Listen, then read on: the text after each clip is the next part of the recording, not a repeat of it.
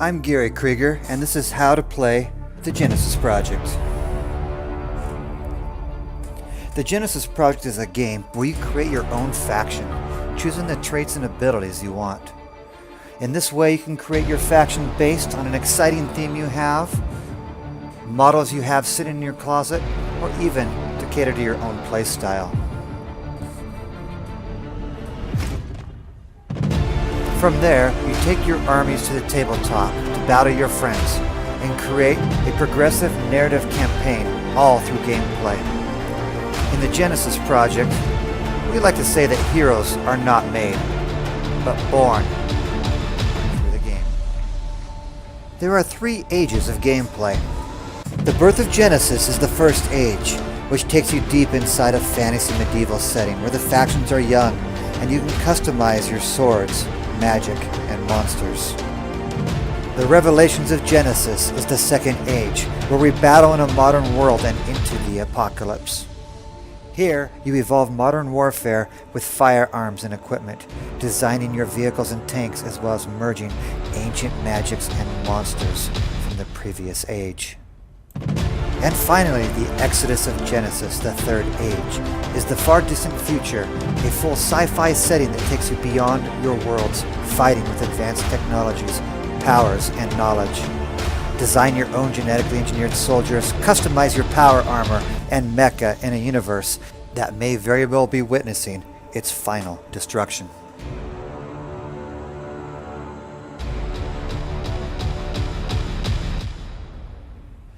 To play the Genesys Project, you'll need a few things. The Genesys Project is a rules system with one core rulebook. The core rules has everything you need to know for playing the game in any of the 3 ages and includes pre-made factions. You will also want to pick up your age book giving you all the details to create, customize, and play your faction in any of the 3 ages. One core set of rules for 3 great ages of gameplay. Remember that the Genesys Project is miniatures agnostic, which means you can use just about anything out there that you can find. So get online, go to your game store, find those miniatures that you want, and let's get them on the table. To create your own faction, you'll need to select one of the 5 domains of life. There are humanoids, fae, reptilia, beasts, and insects. Each domain builds its faction in a unique way, selecting your traits and abilities. Let's create a faction. To begin making our faction, we will select the humanoids and go to the section called Start Here for our domain. This will let us know what our starting characteristics are and give us a starting point for our faction, including letting us know how many traits we can take from each section of the domain. We record down our starting characteristics on our faction sheet and now begin selecting our traits. We will be selecting 4 to 8 traits. You'll notice that each trait chosen comes with 1 or more abilities and a point cost. Any traits that we take will give our entire faction access to these abilities. For the encryptors, we select the following 3 traits from the environmental adaptation category, recording them down on our faction sheet. We're going to take hierarchical, which gives us a strict order within our society and allows us to create additional classes. Legendary heroes, granting our higher level classes a greater number of traits. And scientific adaptability, which is going to allow us to focus in on our knowledge in science to take additional traits. Moving to science and knowledge, we take the following traits. Gifted willpower. This will increase our faction's willpower from 2 to 3. Heavy crossbows, and finally chainmail. Notice that each trait has a point cost, and the total cost of all the traits together tells us just how many points each model will cost. Armory traits, such as heavy crossbows and chainmail, grant us access to specialized armory equipment that will not cost us any points now unless we decide to equip our squads when it's time to come to the game table. So for now, our models are costing us a total of 11 points for our faction, with 2 additional specialized armory traits. Our faction is now complete, but we still have to create several classes, which will focus our squads as ranged, melee, or even spellcasting classes.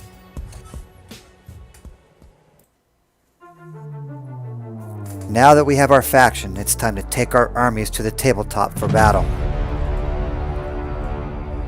The first thing we do is share with our friends our faction sheets, which will show your opponent what is possible to bring. Most commonly, we'll be playing 750 to 1500 point games, which brings us anywhere from about 20 to 40 miniatures. Each point level of the game scales upwards so that smaller point level games focus on the lower level classes, increasing upwards to allow larger squads and higher level classes to join our epic battles.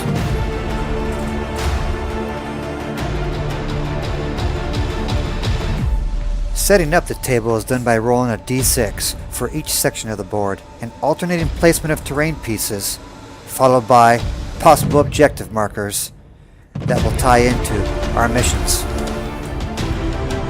Possible weather conditions are rolled up and primary missions are determined, leading to a large number of possible combinations of gameplay. With the battlefield laid out, opponent and mission already known, it's time to put together a force from your available miniatures and classes that will best be able to accomplish your mission. Essentially, you're able to put your best force out to accomplish all the challenges that lie ahead. When we deploy, we divide up our deployment area into 6 zones. That puts us diagonally across from each other and allows you to choose which deployment zones you would like to deploy in.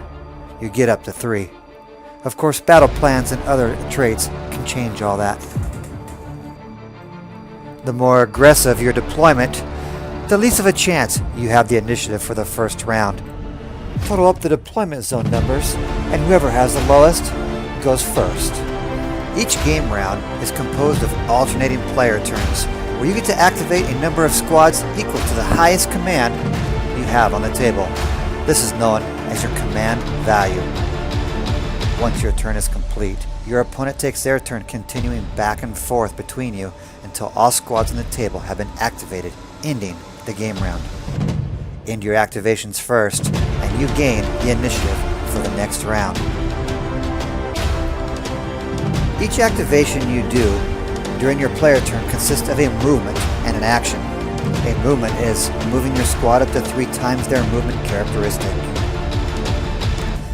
An action may be combat related, whether melee or ranged, or other actions needed during the game. So how does combat work? Well, let's take a look, because the Genesys project takes a unique approach in handling combat through something called the combat situation. The combat situation takes all modifiers that apply to the combat and front loads them, totaling them all together. This may include modifiers like high ground, charging, evasion, outnumbering, and more. Take your total enhancements and compare them to your opponent's. Only the player with the highest points gains the advantage, taking the difference between the two and applying them to their die rolls. In this way, you are always fighting hard to gain the advantage over your opponent every time a combat takes place.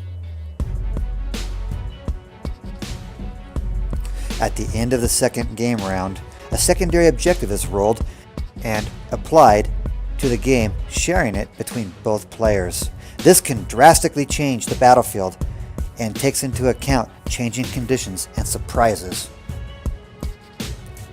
You have 6 rounds to complete your primary mission and take the secondary mission if you can.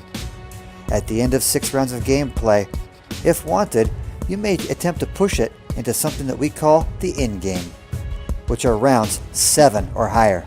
To do this, take the highest command characteristic you still have alive and roll d6. Add your command and the total of the d6 together, and if they are equal to or higher than the game round you wish to go into, the game continues. Otherwise, the game is over. What's a game without awards? Well, your primary missions give you those awards for successfully completing them. You can also trade in that award and create a brand new hero for your faction. Progression points are gained at the end of each game.